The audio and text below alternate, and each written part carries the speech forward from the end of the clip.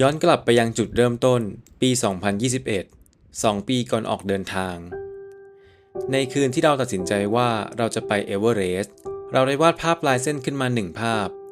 เป็นภาพวาดของคนสองคนที่กำลังเดินอยู่บนหิมาลัยอันกว้างใหญ่ไพศาล คนแรกคือเราเอง ส่วนอีกคนเราไม่รู้ว่าเขาเป็นใครมาจากไหน แต่เขาอาจเกิดจากความกลัวของเราที่ไม่กล้าเดินทางคนเดียวโดยไม่มีเพื่อน คนคนนั้นเป็นเพียงจินตนาการของเรา เป็นเพียงภาพในหัวที่ถูกเราสร้างขึ้นก็เท่านั้น แต่เมื่อเรามาถึงที่นี่แล้ว ไม่แน่ คนในจินตนาการผู้นั้น เขาอาจมีตัวตนอยู่จริงก็ได้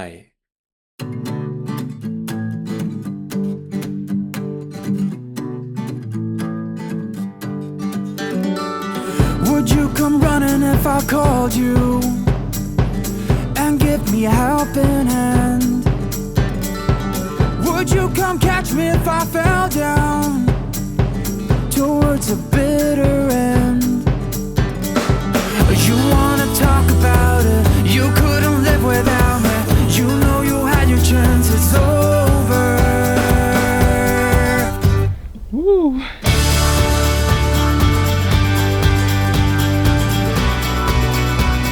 Namaste เราชื่อหมื่นเฟืองนี่คือการมาจนภายในเส้นเอเวอเรสต์3 Pass ของเรา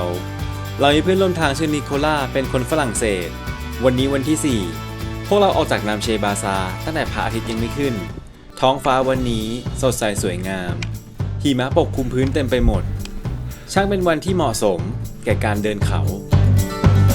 I wouldn't cry if you left me, but I would feel betrayed. เมื่อพวกเราเดินข้ามเขาหลังหมู่บ้านภาพที่เห็นคือหนทางอันยาวไกลภูเขาน้ำแข็งมากมายอันสวยงาม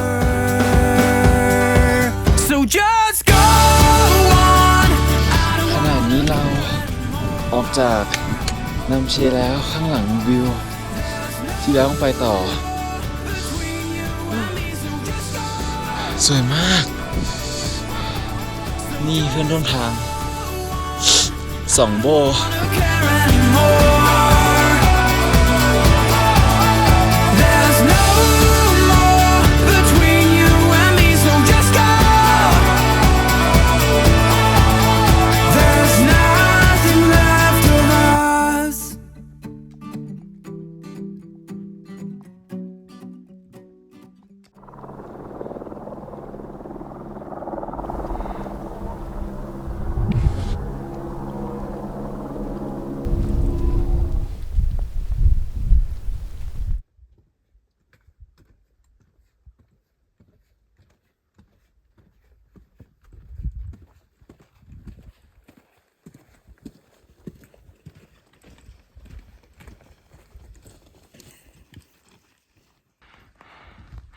ให้ตาย สวยเป็นบ้า ที่นี่คือกำจุง หมู่บ้านศักดิ์สิทธิ์ที่สถิตของหนังศีรษะเยติ สัตว์ในตำนานความเชื่อของชาวเชอปา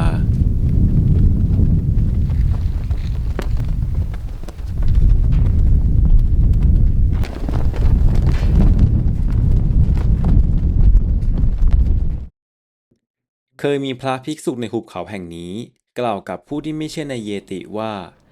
คนเนปาลไม่เชื่อในยีราฟและสิงโต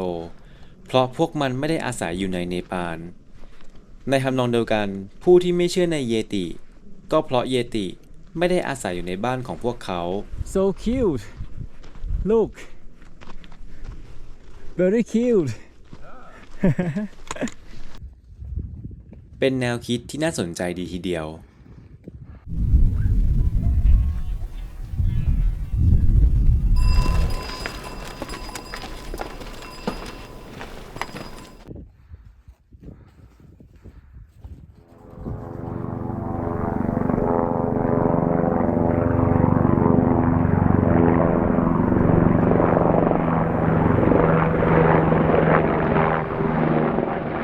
เมื่อพวกเราขึ้นสูงเกือบ 4,000 เมตร ออกซิเจนในอากาศจะยิ่งเบาบางลง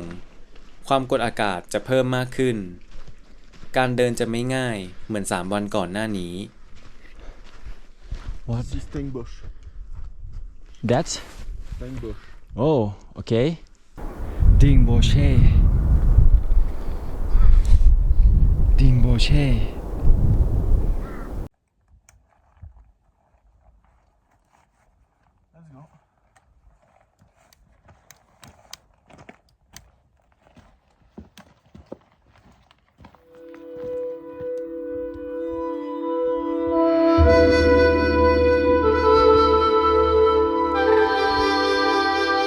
เป้าหมายในวันนี้คือหมู่บ้านเต็งบอเช่ ซึ่งสามารถมองเห็นได้ตั้งแต่กำจุงทำให้รู้สึกว่าไม่ได้ไกลเท่าไหร่นัก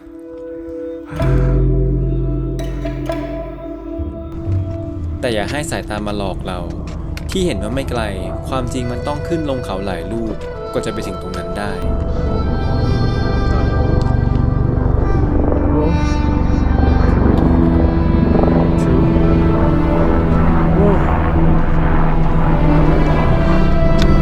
so many ฮอ3 ลำที่พวกเราเห็นมาเพื่อลาดตระเวน หรืออาจมารับใครสักคนที่เป็นภาวะแพ้ความสูง การป่วยบนเอเวอเรสต์ไม่ใช่เรื่องเล่นๆ เพราะนั่นอาจหมายถึงความตายได้เลย ดังนั้นทุกย่างก้าวคือการระมัดระวัง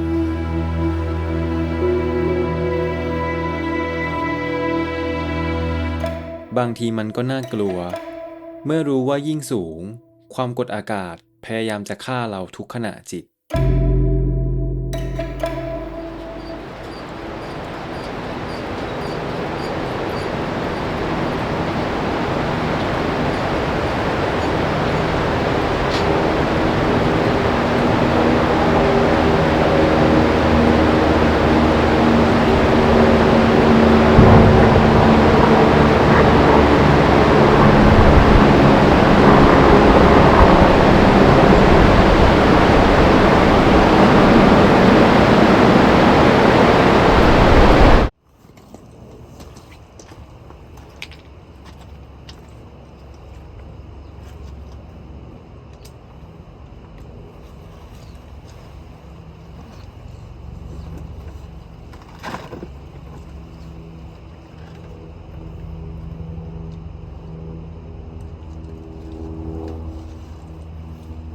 หลังเดินมากว่า3 ชั่วโมง พวกเราก็หยุดพักกันที่ร้านอาหาร แล้วเราก็เจอกับใครสักคนที่ไม่คิดเลยว่าจะได้เจอบนเส้นทางแห่งนี้ What is your name, friends? The French. So friend? I from the French. French? Yes. And what is your name? Nicolas. Nicola. Yeah, nice to see you. And you? We. Oh wait. We. Okay. Just we. we from Bangkok. Bangkok Moon from Bangkok same nice to meet you yes นี่เพิ่งมากัดมันดูดแล้วก็มานี่เลยป่ะฮะ ใช่ใช่ โอ้เหมือนกันเลยอาจจะเจอกัน ปกติหมื่นเช็คอยู่แล้ววะ เช็คแค่ในไทยฮะในต่างประเทศที่ครั้งแรก อ๋อครับผมไม่ค่อยได้เช็คเลยอะ อ๋อ ทุกคนเราเจอคนไทยดีใจมาก สวัสดีพี่วิวนะ สวัสดีพี่วิวนะครับ พี่วีนั่งเครื่องบินมาลุกลาวันเดียวกับเรา เขาจะไปเบสแคมป์ดีใจมากๆที่ได้เจอคนพูดภาษาเดียวกัน แบบได้พูดไทยแล้วคิดถึงบ้านขึ้นมาเลย thank you thank you thank you thank you thank you right and left right and left อันนี้ดาวทานได้ I love Dao Blood ดาวก่อนเนี่ย great chicken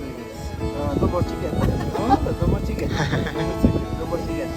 สิ่งที่ลูกหาบ2 ท่านนี้กำลังทานอยู่คือดาวบัตอาหารยอดนิยมสำหรับนักเดินเขา เพราะให้พลังงานสูงและราคาย่อมเยา ในจานมีข้าว แกงถั่วและผักเคียง มีคำกล่าวในหมู่ชาวเชอร์ปาว่า ด้วยพลังแห่งดาวบัตพวกเราสามารถพิชิตยอดเขาเอเวอเรสต์ได้ น่ารักดีนะ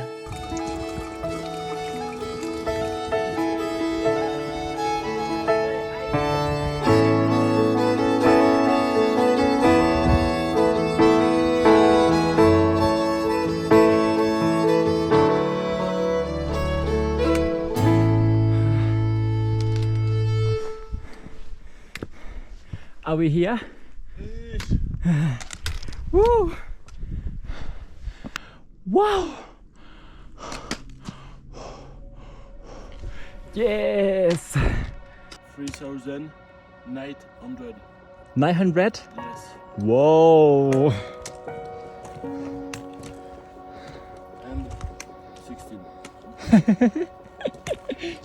นั่น เราเดินมาจากหมู่บ้านนู้น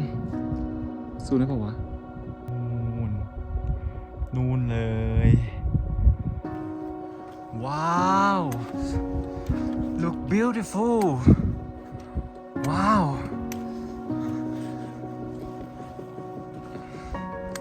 โห สวยมาก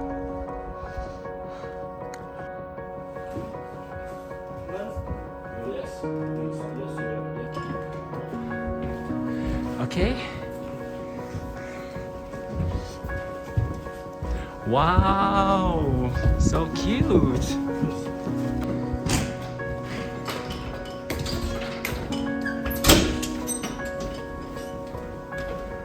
Whoa, very nice. Ah, okay.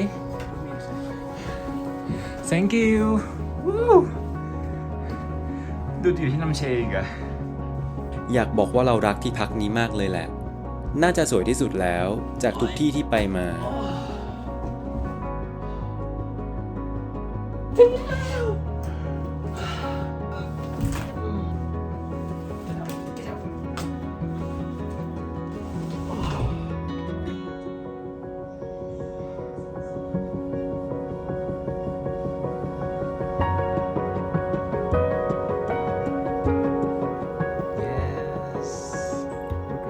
Oh my god ทางขึ้นมาหมู่บ้านเต็งโบเช่ถือว่าโหดเอาเรื่องเลย เป็นเนินเขาขึ้นลงสลับกัน จากยอดลงสู่ห้วย ก่อนจะเป็นทางขึ้นยิงยาวสู่หมู่บ้าน ใครก็ตามที่ออกแบบทางคุณโหดร้ายมาก Oh my god ที่สำคัญเลย นิโคล่ายังพาเราอ้อมขึ้นเขาไปต่างหากแต่เราไม่ว่าอะไรเขา เพราะวิวที่เห็นมันก็สวยงามมาก But you give me a hard way ถือว่าแลกกันได้ I saw you. It's so fast. He was like, ผู้หญิงชาวญี่ปุ่นท่านนี้ชื่อฮารุนา ด้วยความที่หาคนเอเชียได้ยากเหลือเกิน เราจึงขออนุญาตสัมภาษณ์เธอ ว่าเพราะอะไรทำไมเธอถึงมาโผล่ที่นี่ได้ So hello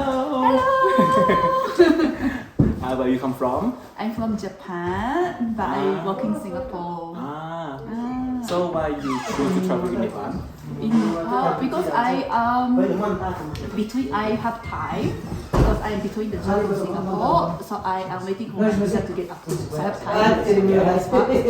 Then I've been traveling to Southeast Asia. I've been to Cambodia, Laos, then Thailand. Some country I think I can go there by like, business trip. Yes So it's okay. I said it. Okay. Then I was looking at the map. Then I find Nepal. Yeah. Then I Google. Then I find some many information about the trekkings and many like Kathmandu cities. I'm like, oh, that's interesting. I never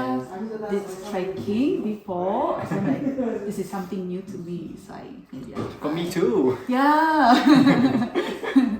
And I didn't think about winter. So after I booked tour, then I get to know, oh my god, it says winter. So I collected all my clothes in Singapore. Like I bought it from Japan. I went some like mountain shop. I buy something. Then yes, it's all good. So we are here Yes. Nice to meet you Nice to meet you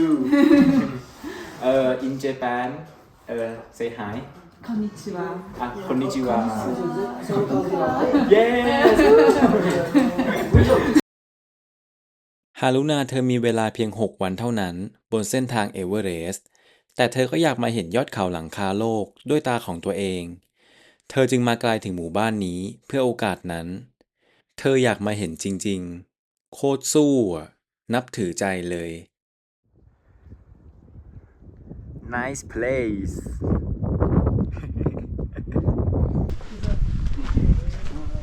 Hi ที่นี่เราเจอกับผู้คนมากมาย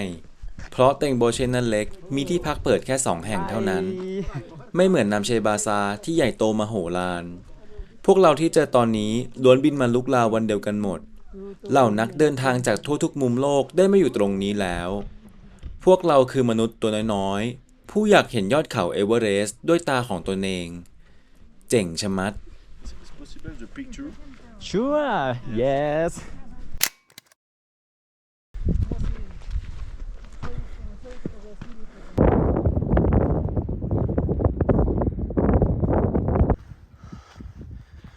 wow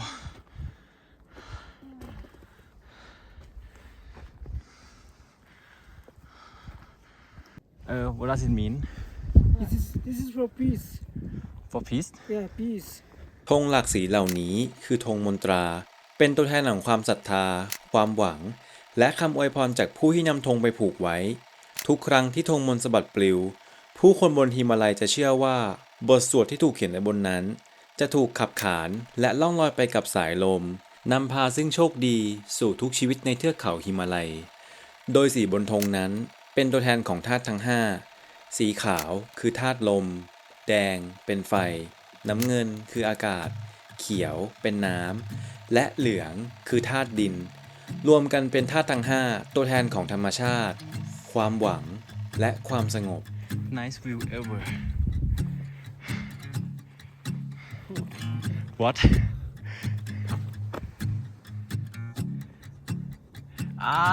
See you. almost 4,000 Little. ผู้หญิงนิวยอร์กผู้นี้มีเสียงหัวเราะที่มหัศจรรย์มาก where you come from New York I love your laughing Oh, thank you. it made me wow Where are you from? Thailand Oh, we're in Thailand. Sawadika. oh yes สวัสดีครับ ๆ บนยอดของสันเขาติงโบเช่ มีจุดชมวิวที่สามารถมองเห็นยอดเอเวอเรสต์ได้ พวกเราเหล่าคนแปลกหน้าจึงเดินขึ้นไปพร้อมกัน โดยมิได้นัดหมาย Hello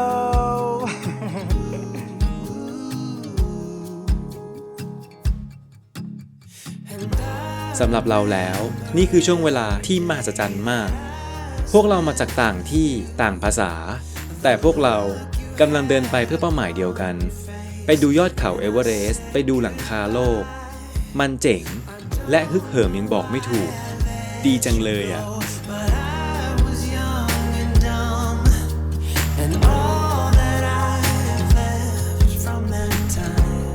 we are king of the mountain แต่พวกเราเดินทางกันมาไกลจากนัมเชบาซา มีหลายคนไปไม่ถึงยอด รวมถึงตัวนิโคล่าเอง เขาก็ขอมาแค่ครึ่งทาง และหมอกหนาก็กำลังเข้าปกคลุมยอดเขาแห่งนี้ ส่วนฮารุนานั้น เธอคือยอดนักสู้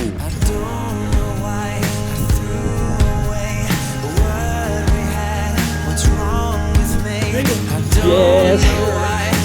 yes yes woohoo wow amazing oh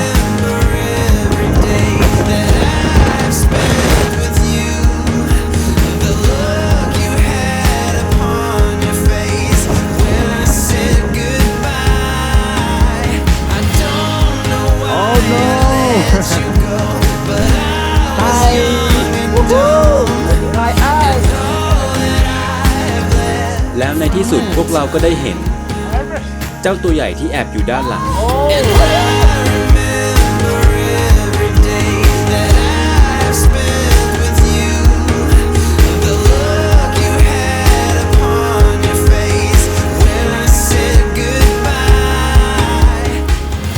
แด่นักช่างฝันทุกท่าน เราขอให้ฝันของคุณจงสำเร็จ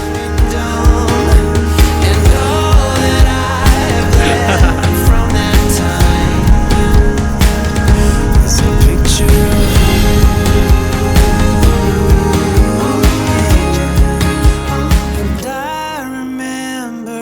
every day that I've spent with you. The look you had upon your face when I said goodbye. ท้าลมพายุเมื่อกี้นี้รู้สึกดีเป็นบ้าเลย แต่พอเรากลับที่พัก เราก็พบเรื่องที่น่าตกใจ นิโคล่าเดินเข้ามาในห้องด้วยสีหน้าซีดเซียว เขามีอาการป่วย ปวดหัว มีไข้และไม่มีแรง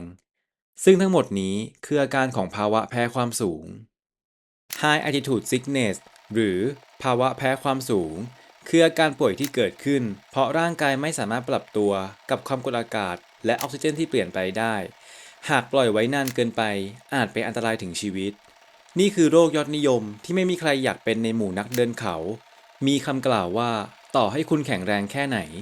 บนหิมาลัยทุกคนก็สามารถป่วยได้ทั้งนั้น วิธีการรักษาคือหยุดเดิน หรือกลับลงไปในความสูงที่ต่ำกว่า เพื่อให้ร่างกายได้ปรับตัวก่อน หรือการใช้ยาไดอะม็อกซ์ซึ่งเป็นยาขับน้ำมีผลปรับสมดุลในร่างกาย แต่เนื่องจากนี่คือยาอันตราย การใช้แต่ละครั้งจึงจำเป็นต้องดื่มน้ำตามเยอะๆเพื่อไม่ให้ร่างกายช็อกไปเสียก่อน แล้วบังเอิญว่าเราพกยาชนิดนี้ติดตัวมาด้วย เราจึงแบ่งให้นิโคล่าใช้อย่างเต็มใจ Hi sick people yes you're gonna be better yes อวสานพ่อหนุ่มนอนเต็นที่แท้ทรูนิโคล่าจะพักหมู่บ้านนี้ต่อไปก่อนจนกว่าเขาจะดีขึ้น ซึ่งเราเองก็จะอยู่เป็นเพื่อนเขาขืนปล่อยเขาไว้คนเดียวคงไม่ดีเท่าไหร่นัก อีกอย่างนั่นไม่ใช่สิ่งที่เพื่อนร่วมทางเขาทำกัน ไว้รอเขาหายดี แล้วค่อยผจญภัยกันต่อดีกว่า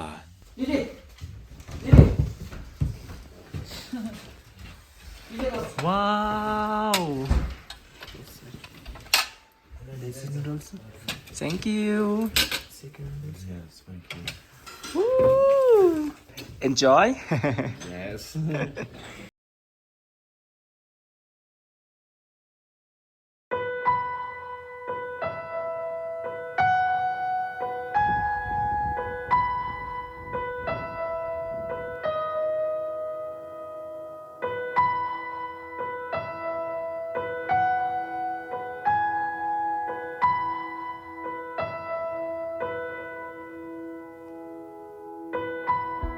ทุกคนไปกันหมดเหลือเพียงแค่พวกเรา เมื่อไม่มีคนไม่มีความวุ่นวาย มีเพียงแค่หมู่บ้านกับเทือกเขา มันเหมือนกับเวลาถูกหยุดนิ่งไว้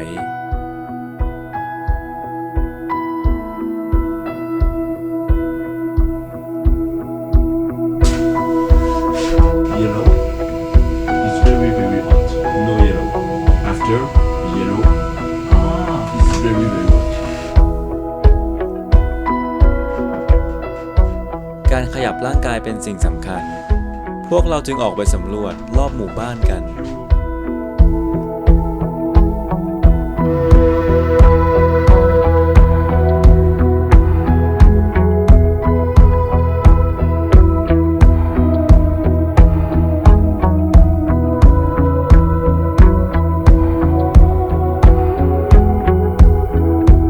บางทีความงดงามอาจต้องใช้เวลาในการซึมซับ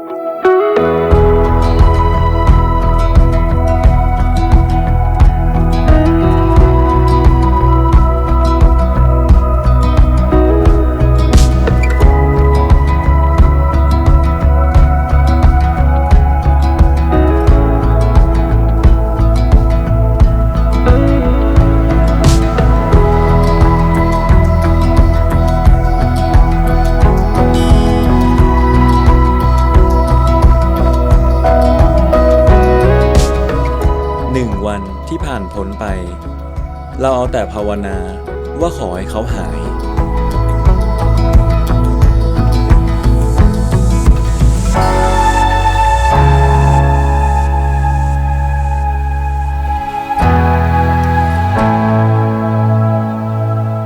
และเขาก็ดีขึ้น พร้อมแล้วที่จะเดินทางกันต่อ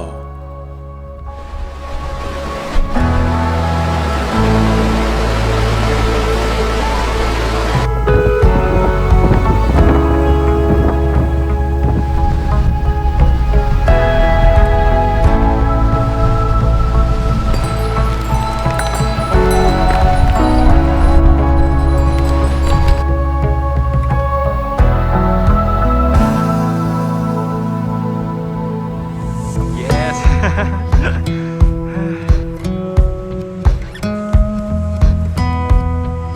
wow beautiful in the camera the sun the view หลังจากนี้ไปพวกเราไม่ใช่คนแปลกหน้ากันอีกแล้ว แต่พวกเราคือเพื่อนกันจริงๆ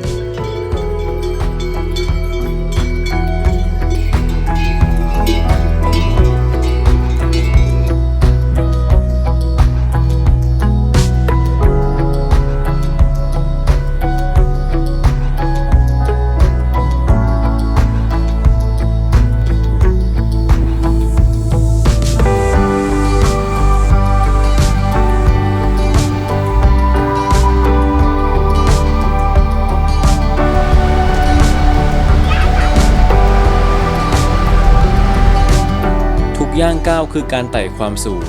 จากลุกลา 2,800 เมตร ตอนนี้พวกเรามาถึง 4,000 เมตรแล้ว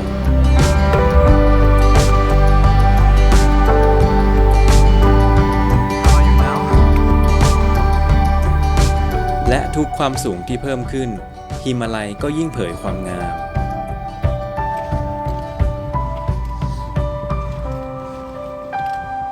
ว้าว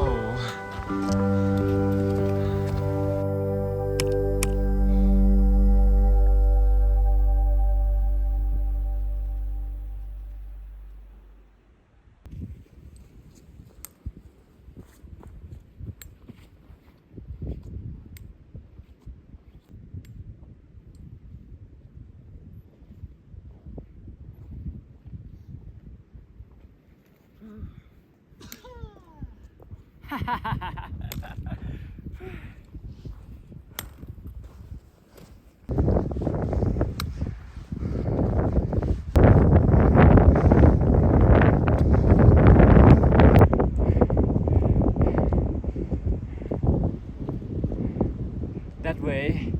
correct ที่ระดับ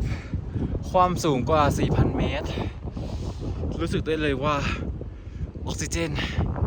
มันเบาบางมาก เราหายใจได้ไม่เต็มปอดเหมือนกับตอนอยู่ข้างล่างแวะ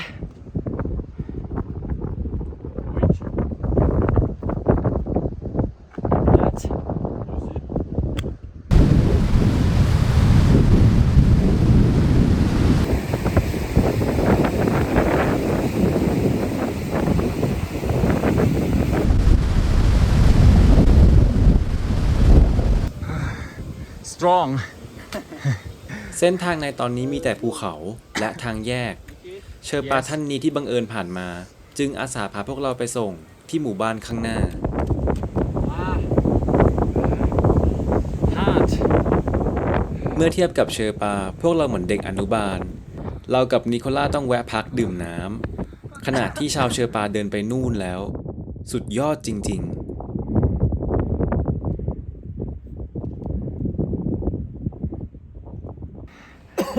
โคตรเท่เลย yes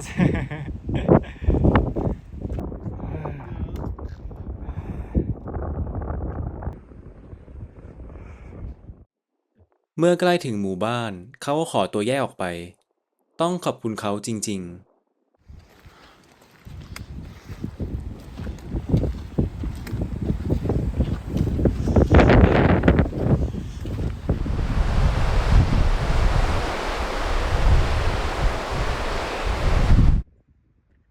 ที่นี่คือดิงโบเช่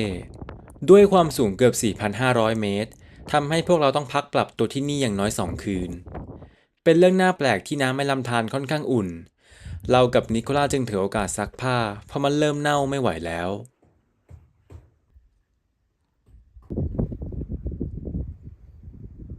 yes yes yes yes ทางขึ้นมาจากหมู่บ้านเต็งโบเช่ถือว่าไม่ยากเท่าไหร่นะ Activity. เพราะเป็นการไต่ระดับขึ้นเขาอย่างช้าๆ แต่ข้อควรระวังคือเส้นทางเป็นช่องเขา ลมจึงแรงมาก 11 kilometers. yes up up up up 723 positive. that's aboutไว Okay. Okay. Okay. And wow yes. looks crazy ๆ ขนาดว่าพวกเรามีผ้าบัฟปิดจมูกแล้ว เสียงยังเหมือนจะป่วยเลย อากาศมันหนาว ยิ่งมีลมแรงมันยิ่งหนาวไปกันใหญ่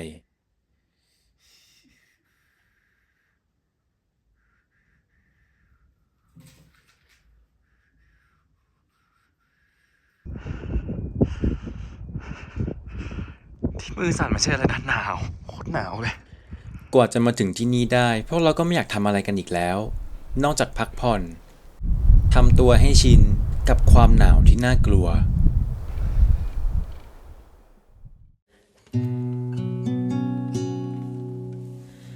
红旗怎么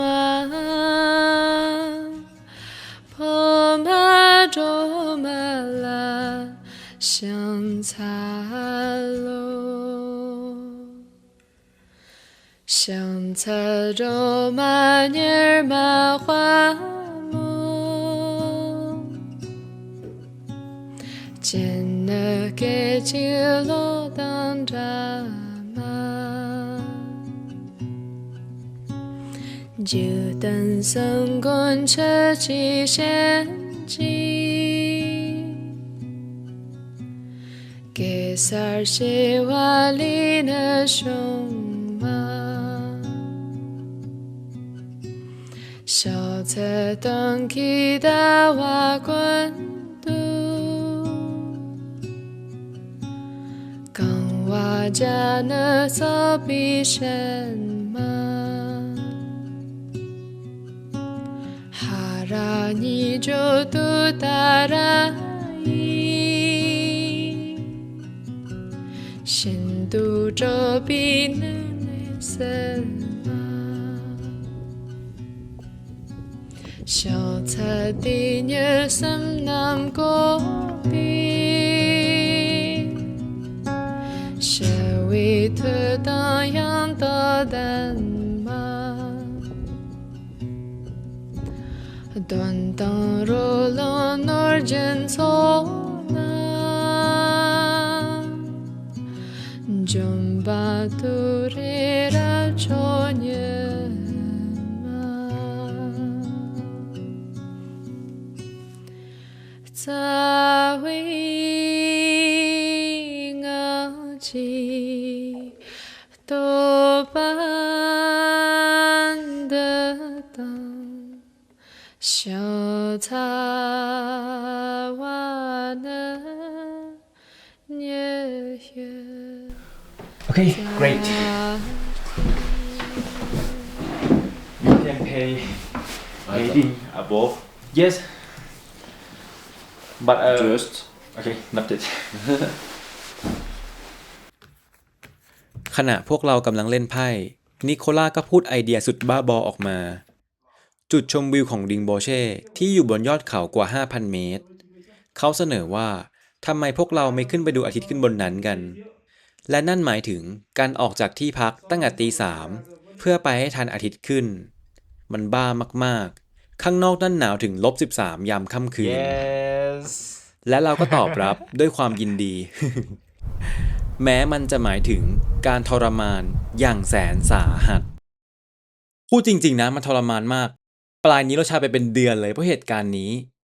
แต่มันก็คุ้มเสียยิ่งกว่าคุ้ม ไปดูกัน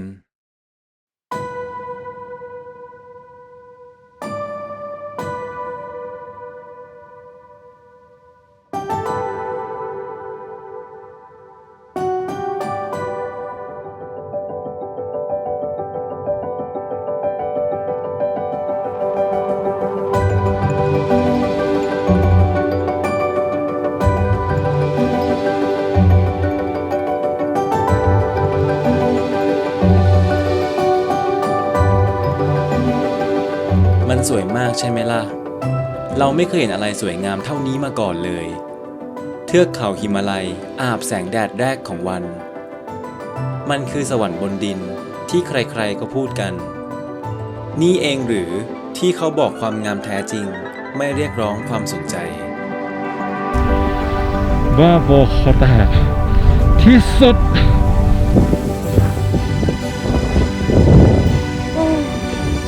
กันออกแล้ว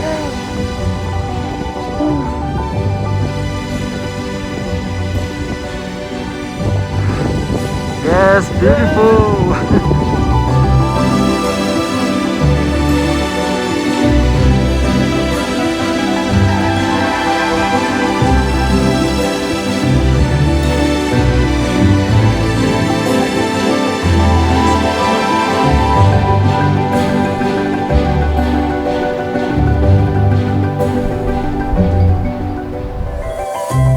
เราไม่เคยลืมเช้าวันนั้นได้เลย ต้องขอบคุณนิโคล่า ถ้าไม่มีเขาเราคงพลาดสิ่งสวยงามนี้ไป ขอบคุณจริงๆ